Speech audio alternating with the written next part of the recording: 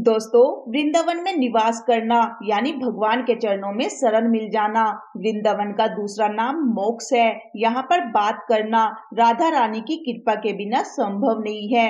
जो भक्त राधा रानी को रिझा लेता है वही आकर यहाँ भगवान श्री कृष्ण और राधा रानी की कृपा का पात्र बनता है। संतों का कहना है कि जन्मों जन्मों के अच्छे आचरण और भगवान की सेवा के बाद ही वृंदावन में वास होता है। जब बात राधा रानी की जाती है तो राधा वल्लभ संप्रदाय के महान संत श्री प्रेमानंद जी महाराज का मन में स्मरण होता है।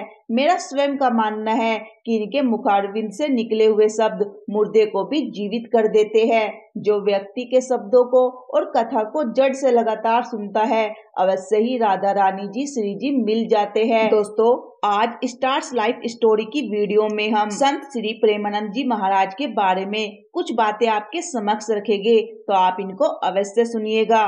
तो चलिए वीडियो को शुरू करते हैं। दोस्तों, पूज्य प्रेमानंद जी महाराज जी का जन्म एक ब्राह्मण परिवार में हुआ और इनका नाम अनिरुद्ध कुमार पांडे रखा गया। इनका जन्म अखरी गांव सरसोल ब्लॉक कानपुर उत्तर प्रदेश में हुआ था। इनके पिताजी का नाम शंभू पांडे था और इनके दादाजी एक सन्यासी थे।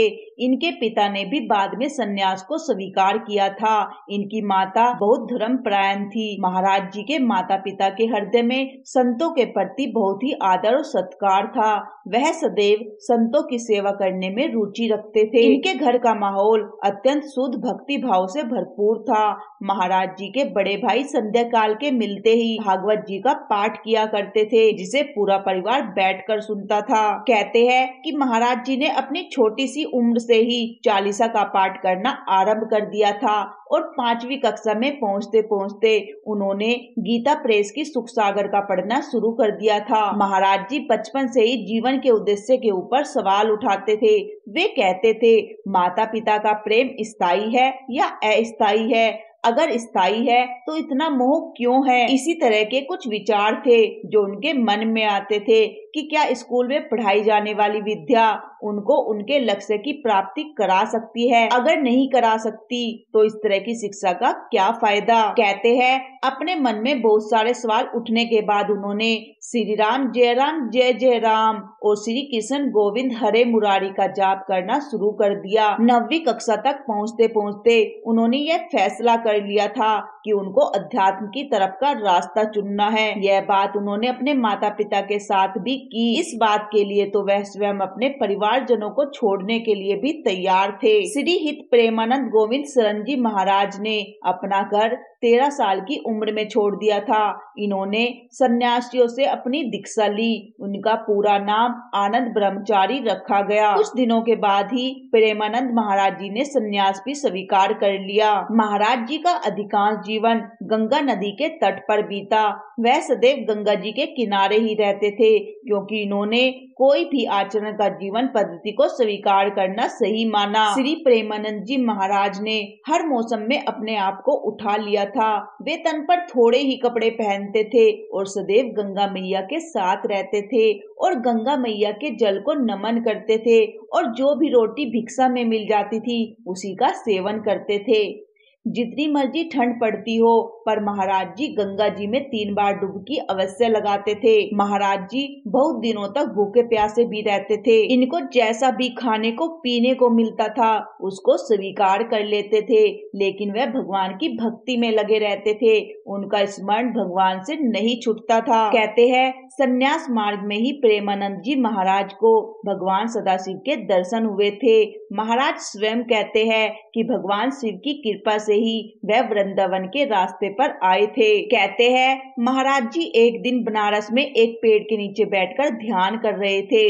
तभी उनको राधा कृष्ण की महिमा का आभास हुआ। सुबह वे श्री चैतन्य महाप्रभु की लीला और रात में श्री श्यामा श्याम की लीला देखते थे। यह 1 महीना उनके जीवन का टर्निंग पॉइंट साबित हुआ। बाद में स्वामी जी की सलाह पर और श्री नारायण दास भक्तमाली के एक शिष्य की मदद से मथुरा जाने वाली ट्रेन में सवार हो गए। वह ये भी नहीं जानते थे कि सदैव के लिए वही वास हो जाएगा। महाराज जी बिना किसी परिचित के वृंदावन पहुँचे। कहते हैं महाराज जी वृंदावन में शुरुआत में दिनचर्या वृंदावन की परिक्रमा और भगवान बांके बिहारी के दर्शन करना था। बांके बिहारी जी के मंदिर में उन्हें एक संत ने कहा कि उन्हें श्री राधा वल्लभ मंदिर भी जाना चाहिए। कहते हैं महाराज जी राधा वल्लभ मंदिर में स्वयं राधा जी को ही निहारते रहते थे और यह बात वहां खड़े एक स्वामी ने देखी तो उन्होंने राधा सुधा निधि का एक श्लोक सुनाया। उन्होंने महाराज जी को श्री हरिवंश नाम जपने के लिए कहा। शुरुआत में महाराज जी श्री हरिवंश नाम लिखने में थोड़ा संकोच कर रहे थे। उन्होंने पाया कि उनके मुखारविंद से श्री हरिवंश नाम स्वयं खुद ब खुद चल रहा था। वह इस पवित्र नाम श्री हरिवंश के प्रति श्रद्धा रखने लगे। महाराज जी ने राधा वल्लभ संप्रदाय में जाकर शरणागत मंत्र ले लिया। कुछ दिनों बाद महाराज जी अपने वर्तमान के सतगुरु जी को मिले।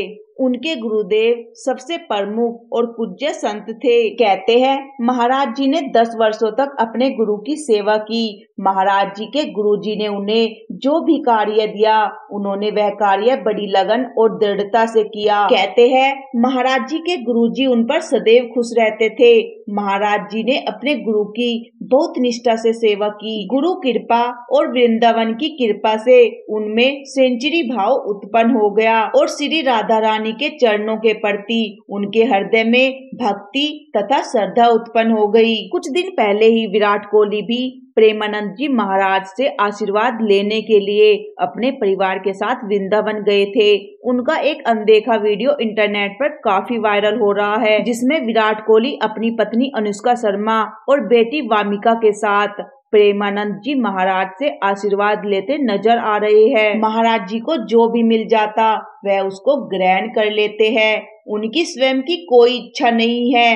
महाराज जी अपने शिष्य अथवा वृंदावन वासियों से बहुत प्रेम करते हैं। महाराज जी के मुखारविंद से निकले हुए वचन अथवा कथा बड़े से बड़े पापी को भी धर्म के रास्ते पर आने के लिए प्रेरित करते हैं। उनकी वाणी में नाम महिमा विशेष जोर दिया जाता है।